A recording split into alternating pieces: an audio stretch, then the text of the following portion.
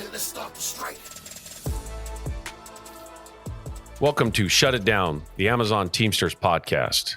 I'm your host, Randy Corrigan, the director of the Amazon division at the International Brotherhood of Teamsters. In this episode, we're going to hear from a worker from JFK 8 and DAX 5, one on the East Coast, one on the West Coast, one a driver, one a warehouse worker, talking to new employees, giving them tips and helpful advice on how to not get injured, little tips and tricks on what to do when you first get hired and what to expect, how to get through peak, and most importantly, hearing very inspirational stories of what got workers involved.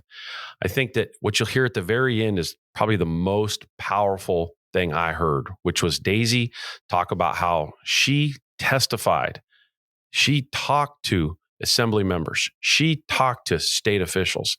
She is involved. She participates in Little League in her city, and that the connection she had with an elected official that's a statewide official in her city, who then ultimately helped pass 288, which made a connection to the work she does in the city, the work she does as a driver, then to the elected official that represents their community, who then was a representative at the state level that then passed AB 288 and got the governor to sign it.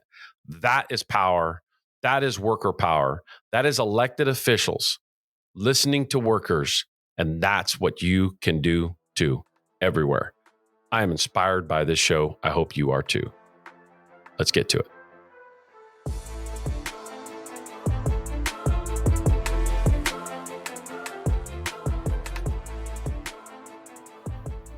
Today, we're being joined by a couple Amazon workers, and ironically, from complete opposite coasts in the United States, one on the West Coast, one on the East Coast. Michael LeBron, we were going to be calling him LeBron. That's what he likes to be called, and that's what we were going to how we were going to address him throughout this podcast today, is from the JFK 8 warehouse in New York. And then we have Daisy Grajeda, correct? Grajeda. Grajeda. See, sorry. My Spanish isn't all that great all the time. Okay, My okay. apologies. It's okay. At DAX 5. See, I said it right the first time. Yes. Yes. See. She's a driver. And what's really cool about this setting is we have the perspective of driver, and we have the perspective of warehouse, and we have the perspective of West Coast, and we have this perspective of East Coast. And the way I'd really like to get this kicked off is I'd like for each of you to introduce yourself, talk just briefly about the job you currently perform right now, and also what got you involved in helping the labor movement. Let's start with you, LeBron. Hello, everybody. My name is Michael LeBron. I'm a learning ambassador at Pack Singles at JFK 8 in Staten Island, New York. Quick, brief description. I got involved last year. My first structured test, so to speak, was going out on strike. That was the first thing I did in this movement. And the reason why I joined the fight basically was because, honestly, I'm 48, no pension plan, and the 3-year cap on the raises. After 3 years, you get no more raises at Amazon. And that's what really got me upset. And somebody came up to me and told me, oh, well, we have a union at this facility. Why don't you speak to somebody? And they took me to the union hall and been up to the races since then. What a great story. I'm actually, later on, I'm going to cover something that inspired me many decades ago, a story of somebody similar to yours that got involved in a union themselves back in the 1960s, actually. Their first engagement was a picket line, just like you just described. And he said it was the best decision. He said it was a scary decision at the time, but it was one of the best decisions he had ever made. And that's the first time I had heard that story from you, LeBron. And thank you for sharing it, because I know that story impacted me when I heard that member many years ago tell me that. Daisy, why don't you talk about, introduce yourself, what you do, and what got you involved? Good morning, Randy. My name is Daisy Grajeda. I am a driver out of DAX 5, City of Industry. And I basically, joined this whole movement last year as well. I started organizing within my DSB with other coworkers, and we ended up reaching majority and marched on the boss and, had them, basically recognize us as a union. But yeah, when this was approached and brought up to me, I said, heck yes. I mean, I'm 41 years old. I'm a single mom of 4 kids. And who doesn't want, job security? Who doesn't want better benefits? Who doesn't want, a pension? I mean, I think if this was brought up to me when I was 20 something years old, I would have gone on board back then. But unfortunately now I'm 41, and I mean, it's still a process and stuff, but it's a fight that we're still fighting, and we're going to continue fighting. But I love it because, it brings a lot of hope for the future. So yeah, I'm on board. Yeah, I appreciate those stories because I think a lot of people can relate to that. Obviously, that work for Amazon or work in your industry out there, and being I think you said 41 years old, and being a mom, and trying to raise a family, and trying to make sure that we're getting the kids to soccer practice and school and doing this and do that, and then make sure the bills are paid, and sometimes that stuff. And when you work for one of the wealthiest corporations on the face of the planet, you just assume when you land there that maybe life is going to be pretty good. And sometimes I guess we find out really quickly that corporations are a bit greedy, right? Yes. But you're doing something about it. And the one thing I want to ask you too, before we get into some of the questions, is how did you feel? You talked about the March on the Boss, right? Did you participate in the March on the Boss? Yes, definitely. Okay. Look at did you hear how, yes, like that. So how exhilarating is that moment once you walk away from knowing you have control like that? It's amazing. I mean, I was so nervous. We drove over there. My heart was pounding. I was sweating. I was like, oh my gosh, what is going to happen? Are we going to, like you start thinking of all the negative stuff, in your mind. Yeah, your mind races. Yes. On you. Yeah. And once we, did what we did, marched on the boss, and had that solidarity and that power, and, did our chant all across the warehouse, people, warehouse workers cheering and clapping, and, all that. When we walked out, it was like a relief, like, damn, like I just did this. Like, and, now I have a right to stand up for myself. You could feel everybody wrap their hands around each other. Yes. Huh? Yes. Like emotionally. Yes. Almost like this energy. Like this big hug. It was like big comfort, and, just knowing that everyone has your back, basically. And it's awesome. It's an awesome feeling. And, till this day, like when I talk about it or when I relive it in my head, it's just like, damn, I actually did this. Wow. Like, and I am the shyest person. I hate speaking up and, standing up. I do stand up for myself a lot, but yeah, it's just to do that and have so many people watch you and management and everybody. And it's like, damn. And I was just freshly in also at work. So yeah, I think I was maybe 4 months in. And so, yes, it was pretty wild. And it's more powerful to stand up for others than it is for yourself. Yes. And I've noticed that many of you that are doing this are not just doing it for yourself. You're doing it for others as well. Definitely. And that's where that feeling of camaraderie comes in. So before I shift back over to LeBron, I just want to ask one last, because I'm sensing this energy coming out of you right now, what you felt walking away from that powerful moment.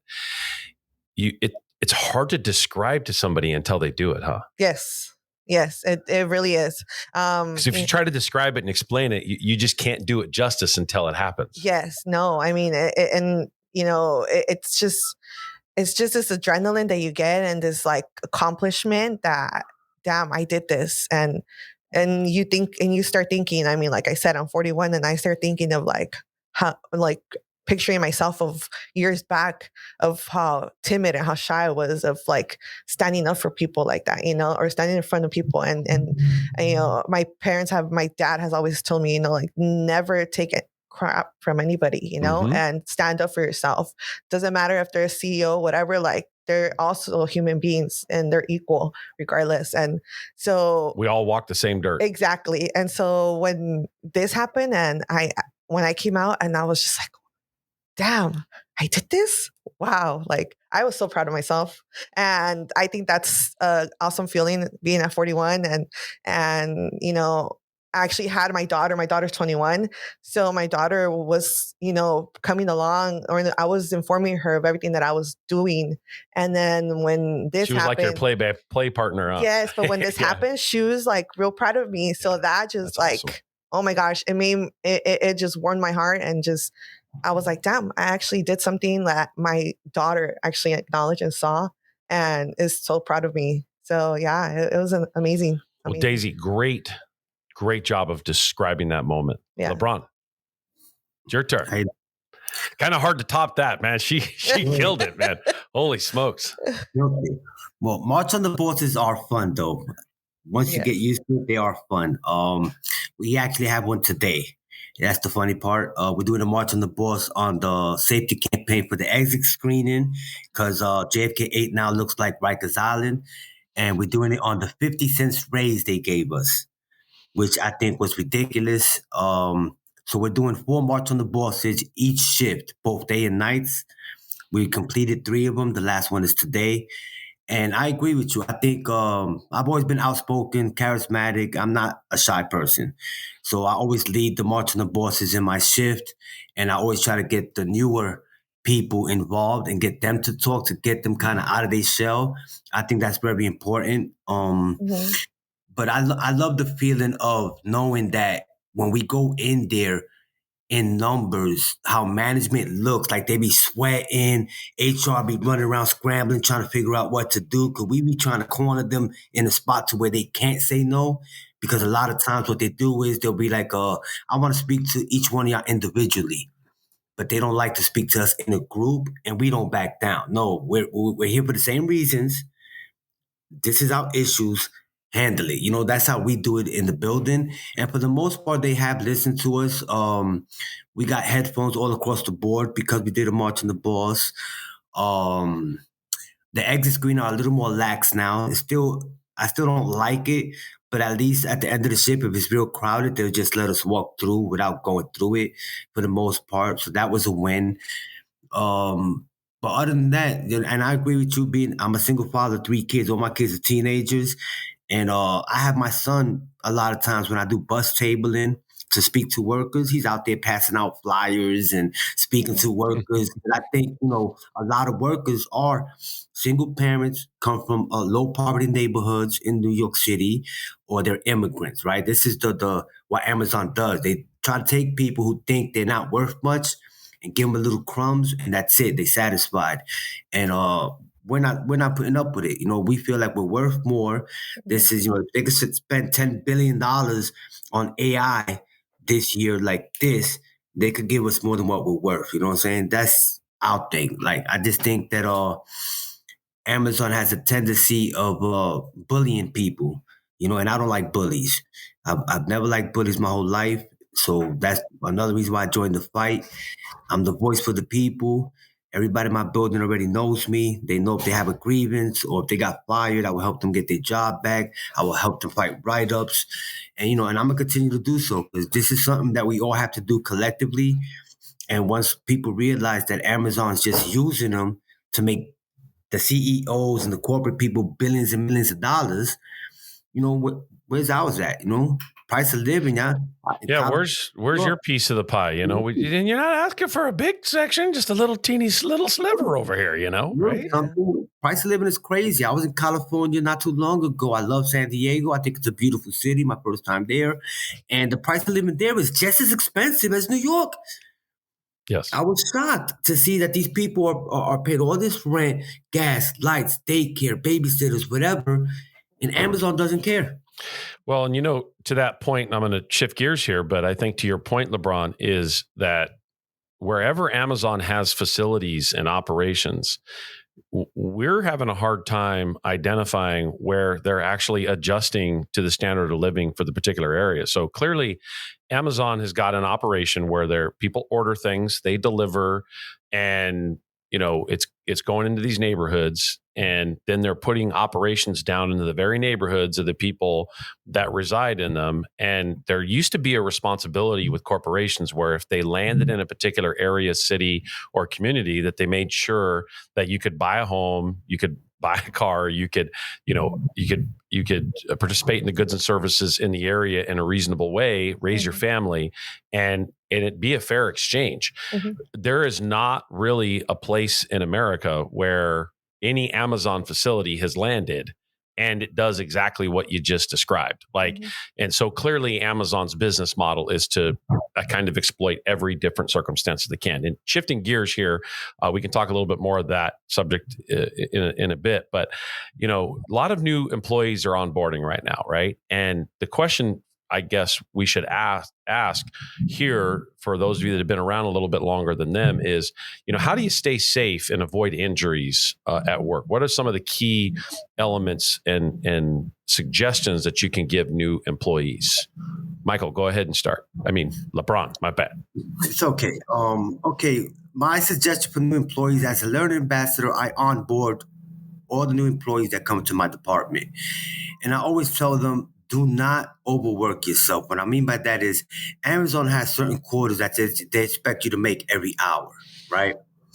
Some departments is worse than others, right? I always tell people, give them the bare minimum to hit that threshold and don't over exceed. Because what a lot of new workers tend to do is they want to show out.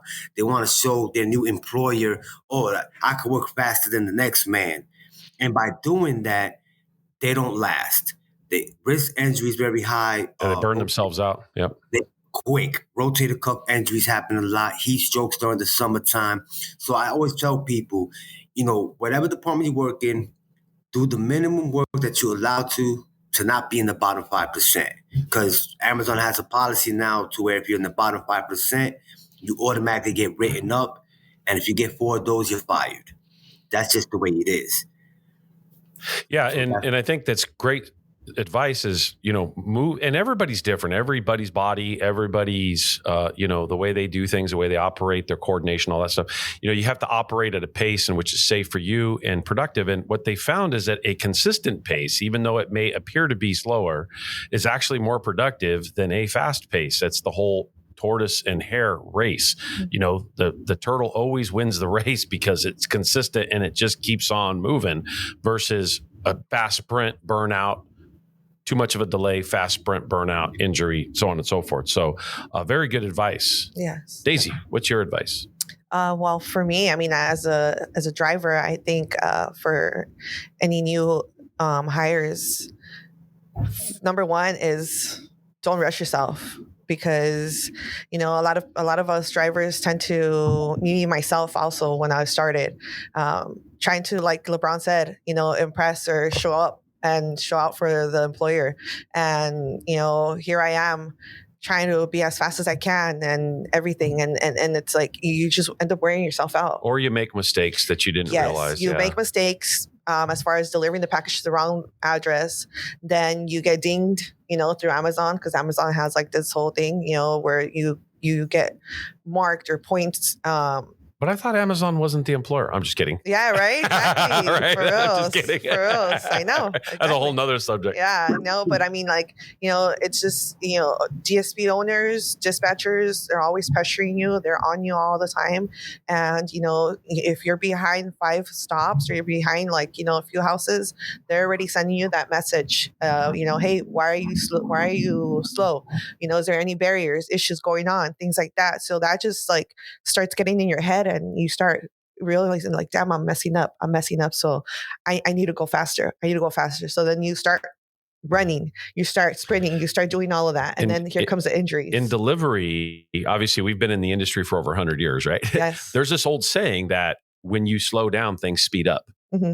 There's so much truth to it that when you slow down a little bit, you take a step back, things in the long run end up speeding up, because what ends up happening, to LeBron's example, is you don't make that mistake. Yes. You don't make, and then it sets you back by having that slightly slower pace, that you're going to make a lot less mistakes. You're going to trip yourself up a lot less.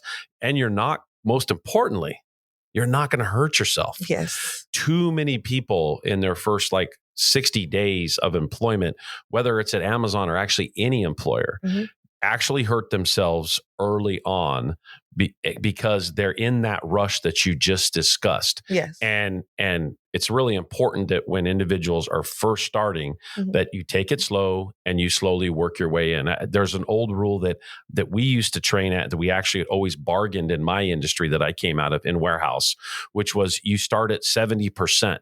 Make sure you start at 70% of your capacity. And then the next week you move to 80%. And the next week you move to 90%. By the time somebody gets to week 4, they're super efficient because they really learned, good pattern of behavior to remain safe and consistent. Yes. And that's a number one key because especially jumping in and out of the van, right? Yeah. Any, just jumping off the van, you can twist your ankle, in a driveway or whatever, or at the people edge think of the you just drive around all day, but you got to jump out, you got to get in the back, then you got to jump in, you got to jump out, that on and off, that 18 inches, 24 inches coming out of the van every single time. Yes. Those are knees, those are ankles, those are back. Definitely. Yes. And to me, that's the number one thing. Just don't rush, take your time, pace yourself. Because at the end of the day, you're going to end up delivering, people need to realize that, you're fresh into this industry and you're new to this job. So they can't expect you to be 100% when you've never done this job ever in your life. Yeah. And think about that for a minute. Amazon is purposely typically hiring individuals into the industry without that industry experience. Yes. Well, first, because they want to pay them less than anybody that does have experience. It's not like you see UPS drivers leaving UPS. Do you ever know of an UPS driver that's ever left UPS to become a driver at Amazon? Yeah, actually, I did. Really? I actually did. This is a new one for me. I actually did come across, but unfortunately, that guy was a UPS warehouse worker. Well, that's different. That's what I'm saying. Did somebody? But a driver? No. Right. That's my point. No, driver, no. But right. Yeah. See, when you look and you see that, just so rarely happens. Yes. Yes. Actually, I don't even know if it's ever happened. Yeah. Where former UPS drivers actually driving for Amazon. Oh no, I don't think so. And the point to it is that just that consistent pace. And if you look at a UPS driver, just as an example, they don't appear to be slow, but the same things that you're saying right now, some would argue, well, you're telling people to slow down, to be less productive. No, actually, what we're telling people is to be more productive. Yes. That your natural instinct to be faster is going to create problems that you're not aware of yet. So ratchet it back a little bit so that you create a consistent pace and a safe pace, because then what'll happen is you will then get in a rhythm to where you don't injure yourself and you will naturally speed yourself up. Correct. And then you will see as time goes on, a couple months in, that you'll get faster and faster and faster. And then you will reach what is your optimal speed as an individual to perform your job. Correct. Anything else either one of you want to add on how to stay safe and avoid injuries at work? Well, yeah, I want to add one thing. The pace is mandatory, but also they only give you 2 days to train when you first go to the warehouse. And after that, you're supposed to be on your own. So after the 3rd day, that's it. There's no more training. Whether you remember everything or not. How many days? 2. Oh my God. 2 days. Yeah. 2 days of training. That's it. After that, you're on your own. After that, you're on your own. How many days? 1. Okay, look, I already knew the answer to this. I'm obviously exaggerating. I am just shocked. Yeah. Coming out of this industry, I always bargain a tremendous amount of time on the front end of training because it makes no sense. You, an employer that is not giving a long training program in the very beginning to do a physically demanding job is making a huge mistake or doesn't care about the well-being of that individual. Exactly. And or both. Doesn't care. Or both. Yeah. So I'm shocked. Again, every time I hear that, it trips me out because being from the industry, working in the industry, representing this industry, it just doesn't make sense that inside of a warehouse should be minimally 5 days, most likely 10, could be, 15, depending on the types of operations, the different sort of jobs that you're interacting with. You get into driving, it should be minimum 5 days. It could be more like 7, somewhere between 5 to 7. A lot of your stuff stays a little more consistent. There's the different things you're running into. Whereas in a warehouse, you do have a wider variety, a more eclectic challenge when it comes to situations you're going to run into. Anyway, moving on. Common ways managers take advantage of y'all. Well, with us, I think they basically see you as, especially if you're a new driver and then you're sprinting and doing all this fast stuff and everything. They'll be like, oh, okay, well, you know what? Let's go add more packages to him. Let's load him up more, It's a great example. Yeah. Because, this person's fast. They can do it, quicker than this one that's been here a few more months. You know what? Let's add more packages to them. And unfortunately, that's the reality. What happens with us as drivers, we come into this industry and, I'm a clear example. I mean, that's how I was. I was trying to be fast. And then I'm like, okay, I finished my route. Cool. I was happy finishing my route at a decent time. And then all of a sudden, bam. Yes. All of a sudden, then it's like my workload increased and I'm like, what the heck? Like, I'm new. I'm barely like within just weeks. And why do I have, almost 300 packages? Like, what are we going to do? And then it's like, okay, now I really have to rush, and it's just unfortunate, I mean, employers just take advantage of you. They don't see you as an actual worker and a human being, somebody that's actually being productive for their company. Yeah, they're looking at this spreadsheet or they're looking at this computer screen that's got numbers in it and they're just trying to improve them. LeBron. Oh yeah, definitely. How common ways that managers are taking advantage? Intimidation. It's that simple. In the warehouse, I agree with what y'all was saying that when I first started, we were supposed to do 90 packages an hour. I was doubling that. I was doing 180. So what happens is they expect you to do that 180 every day. And even if you do like, let's say 120, which is still above the norm, they'll come with their laptop and ask you, are you okay? You're not feeling well today? Yesterday you did a 180. Today's only 120. Like they expect people to do more than the norm because a lot of people like really like VTO, they go home early, whatever. So they like to do more with less. That's the Amazon way. Do more with less and get the same amount of product out. And that's why people get burnt out. Managers use intimidation tactics like walking around with their laptops telling people like, oh, you letting this person beat you, you letting that person beat you, you're faster than that, you could do better than that. And people get intimidated by that because they walk around with the laptop telling people, oh, yesterday you did a 130, today you're doing a 90. What's the problem? What's the matter? You got to pick up the pace. Keep on moving, doing that to everybody. For new workers, they get intimidated by it. That's their boss. Oh, I got to pick up the pace. And that's how the injuries also occur. Yeah, it's like you went in and dunked on 5 people, bam, bam, bam, and then every game you got to dunk on 5 people. Like you just can't. Yeah. It's just not possible to have those type of Wheaties eating your Wheaties like that every single day. Some days are going to have good days, and it's just incredible how employers want to take advantage of that and say, oh well, you're capable of doing 180. Well, why aren't you doing it every single day?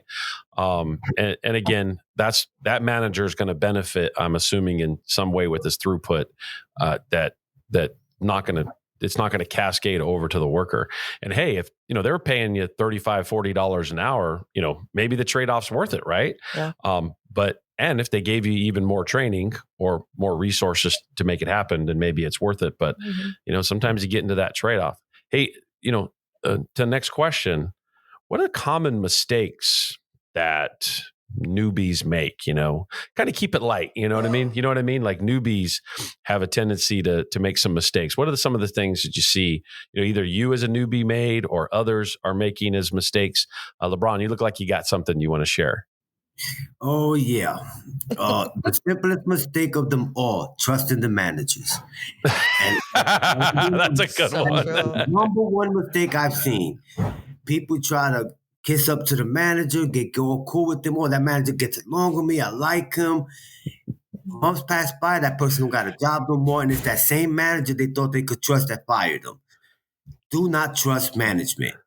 They'll smile in your face and stab you in the back. That's my main advice because I've lived it and I've seen it thousands of times over and over again. So I've been there. So true. You can listen to them, but don't trust them. Yeah. Don't trust them. Yeah. No. And that comes from experience, right? Like, Oh, you know, yeah. when in a work environment where you work for an employer that's making billions of dollars and you're not even getting a crumb of that, right? And they're trying to make you feel like you are getting a big crumb, like you're getting a big piece of the pie, and you're not. So there's this deception that's happening. I would suggest that you walk into that situation very leery of trust because, Yes. you know, this is about exploitation. This is not about a manager who cares about you, a company that cares about you, that wants you to buy a home in the neighborhood, that wants you to prosper, wants your family to succeed, because they're not actually giving you the drivers to do that. Daisy, what are the mistakes you see newbies making in driving? Well, that also, you know, trusting managers and try to impress. I was going to say, you try to impress. Try to impress. Yeah. Yes. You try to impress. And then, you know, it just ends up, you know, backfire sometimes. Backfire and stabbing you in the back later on, you know, because you're over here thinking that they got your back and that they'll, you know, help you whenever you need that. And unfortunately, they don't, you know, and then you start seeing that there is groups of drivers that have that favoritism. And, you know, managers actually, you know, cater to them. And the favoritism shifts, doesn't it? Oh, yeah, definitely. So managers can change. And sometimes even with the same managers, that favoritism shifts to others. Yes. And then all of a sudden someone's not in favor anymore. Yes. Yeah. And it's unfortunate, you know. The best equalizer to favoritism is a good union contract, isn't it? Definitely. Oh my gosh, yes. Hey, any suggestions on how to stay after peak? Because obviously as peak is coming in, things are rising up right now. For these newbies, what's a good suggestion to remain employed after peak? Well, me personally, as a driver, I think that just, you know, as long as you're doing, you know, come to work every day. Yeah. Come to work every day, be on time. Obviously they recommend you or require that you wear your full uniform. So, you know, you gotta do but that. I mean, as far as that, don't try to make mistakes as far as damaging vehicles. Because and don't make the silly mistakes like you said, the uniform, easy things like that. Yeah, simple things, because it's just a simple, basic thing that you should do in any company. I mean, you know, like follow the main rules, you know. But then as far as us being out there on the field is, you know, take care of your vehicle. Take care of your vehicle like if it was yours. And when you're out there, a lot of these new drivers, they don't care and they just drive around, and you know, it's like with the sliding door open down the blocks and things like that, and that's a big no-no. Or you know, hitting customers' properties or whatever it is, and you know, scratching the vans and not reporting it. If you're not reporting it, that's a big thing too, because it's like, you know, in the long run, they're gonna find out who did it, because they do find out. Absolutely. Yeah. And so, you know, that's something that maybe, you know, drivers should just, you know, also try to focus on that and just, I don't know, just take care of your property, be there, you know, be on time, be consistent, and do your work efficiently. And, you know, you'll get through it. And I think, like, you know, once you prove and show the managers that you're capable of doing all this and that you're, you know, you're taking care of your stuff and check the boxes that are easily checked here. Yeah. That you'll stick around. But I mean, Amazon hires all these people, and then, you know, once peak ends, part of it is they're gonna try to slim down. Yes, out of like say 20 drivers that they hired, you know, they're only gonna end up keeping maybe like the fastest or the ones that they think are the best, and might be just 5 out of the 20. Who knows, you know? But yeah. Right. LeBron, any suggestions on how to stay after peak? What are good suggestions for newbies to stay after peak? The PPE is mandatory, protective gear, your gloves, your safety shoes. That's mandatory because they will If you don't wear your shoes and your gloves and the managers keep on seeing you, you won't be there at the peak. I'm just being honest with you. But the main thing is work smart, not hard. That's my advice to most of the newbies is minimize your mistake in whatever department you're in. Amazon is real big on missing items, damaged items not being reported, anything like that, you have to minimize. Because if you're not, they do keep records of everything. I mean, their logistics is crazy. They keep records of how many items you miss per hour, per day, per shift, per week. And this could come back to bite you at the end of the week. And like I said, that's how they fire a lot of people. UPT is another big thing in the building. Keep an eye on how much unpaid time you have because you don't get a lot and it grows little, like an hour and 20 minutes a week when you first start, and it starts you off for 10 hours. So if that goes negative, they will fire you without even notice. So these are a couple of tips is just keep punctuality, be safe, and do not mess up their packages because they're big on that. Great advice from both of you. And just, sadly, just remember there's no guarantee, right? Like the reality is in the future, hopefully, sooner rather than later, that once there's a union contract in place, some of these things can be spelled out in that contract so that there is a guarantee of what it's going to take to hold on to somebody, right? Mm-hmm. And I think it's important. I think that's a really good segue into asking you what you think newbies can do to get involved to help this bigger thing that's going on, to this incredible impact that you all are making, these positive changes you're making within this massive company. What can they do to get involved? Well, I think, new drivers, just speaking to other colleagues if they see, or especially like the same DSPs that are already reached majority.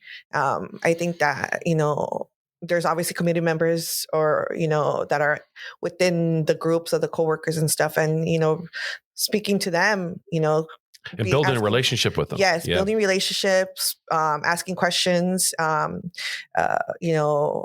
out what they can do in order for them to also be part of this movement. And then, bringing also that information along to other new employees. But I mean, besides that, we're all over, social media.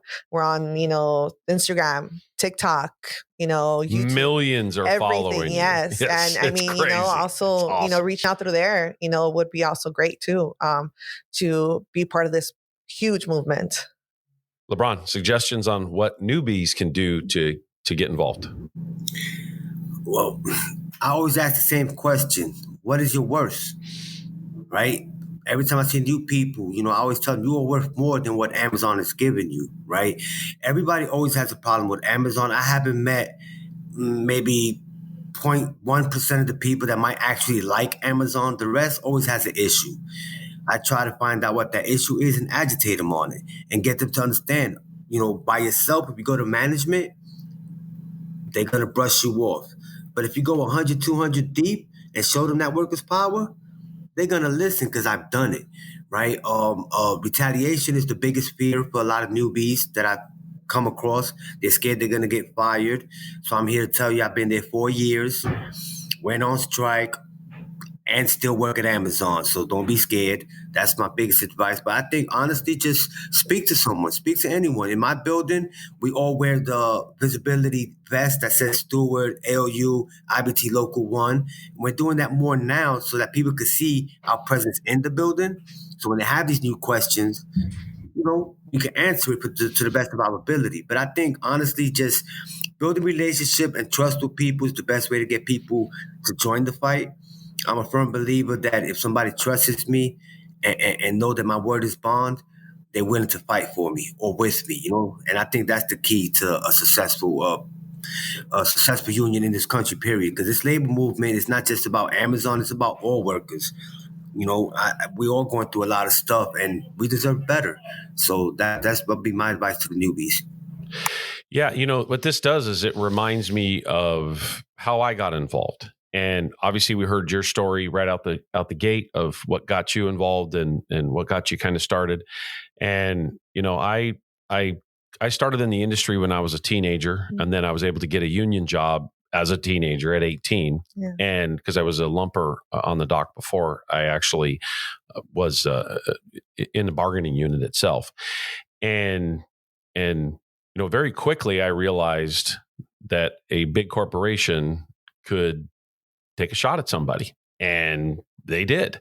And, figured that they'd pick a situation with me and use me as an example. And, then all of a sudden I'm out of work and I'm trying to, scramble my way to pay the bills. I got 2 kids. Obviously I had a young family. I was young, too young having a family, but it is what it is.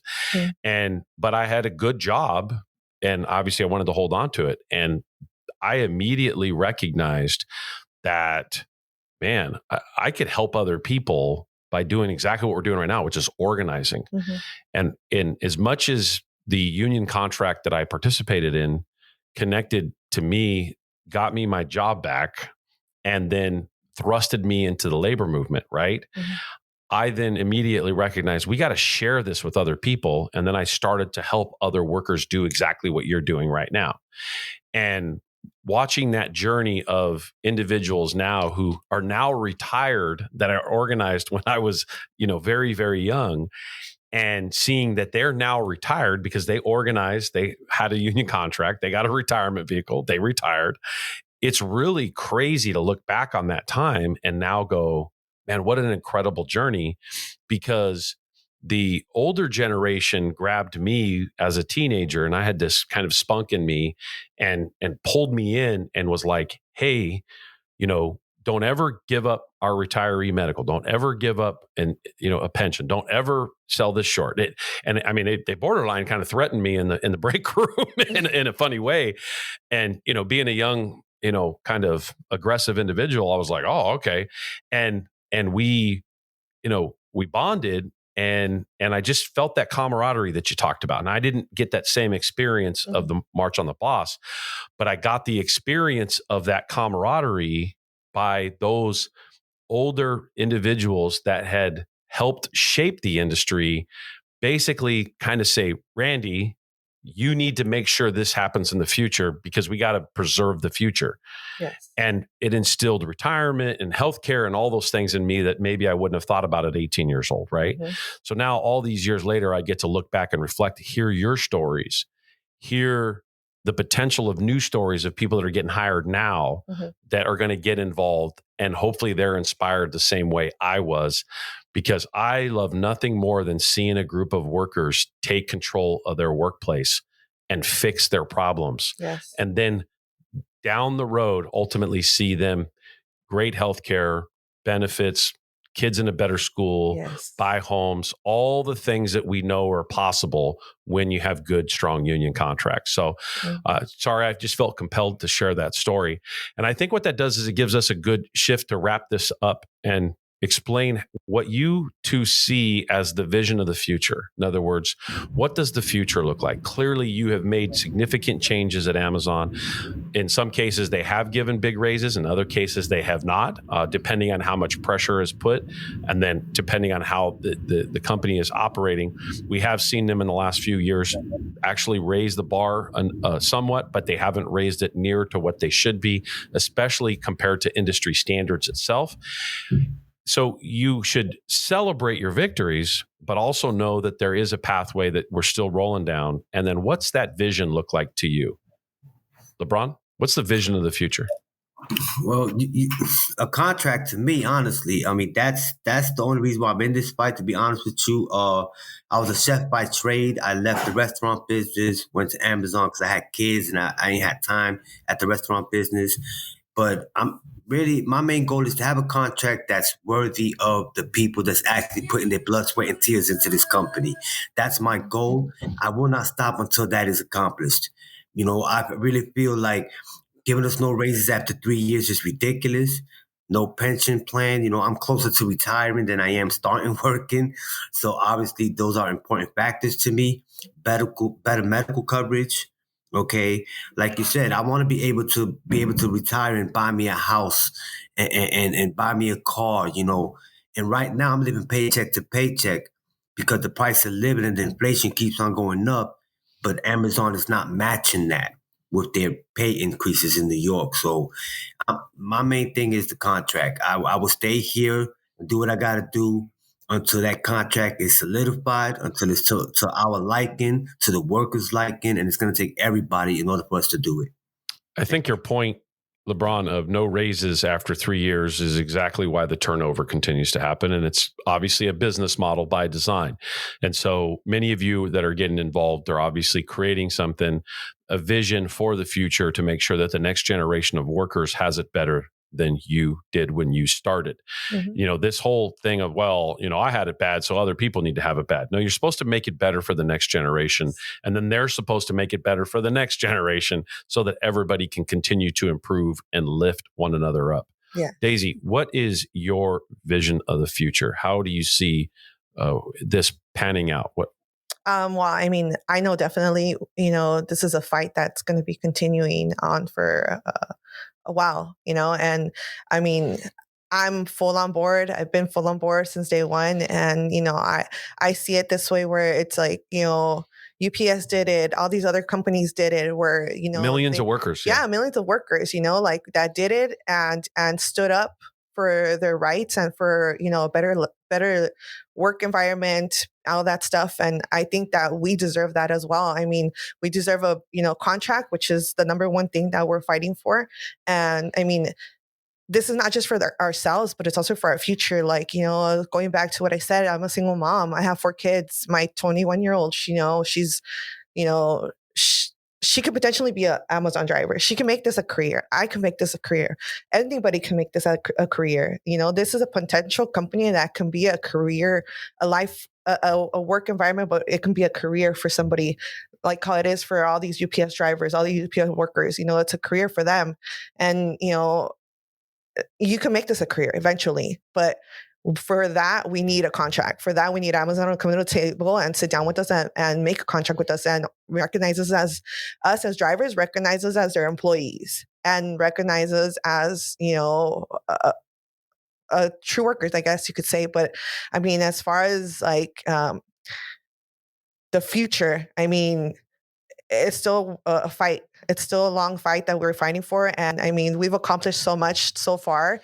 I mean, we did the AB 288, which is amazing. Incredible. Yeah. Amazing. New York did something similar. Yes. And, you know, it's just, you know, all these things. And they did both of those those elected leaders did it because they were inspired by the work that the two of you and others are doing. Just so you know, like talking to those elected officials, that was what inspired them was your work. Yes. That your vision of the future is what inspired them. Yes. And I actually was one of the ones that went to Sacramento. So I went to Sacramento twice, spoke to assembly members once, the first trip, second trip to senators, and, you know, just to open their eyes and to have them see and hear from an actual driver, from actual workers, what we go through on a daily. Like that just opened their eyes to the reality of what we actually go through. And you must appreciate the fact, I'm sure you do, that they listened and they did something. Oh, yes.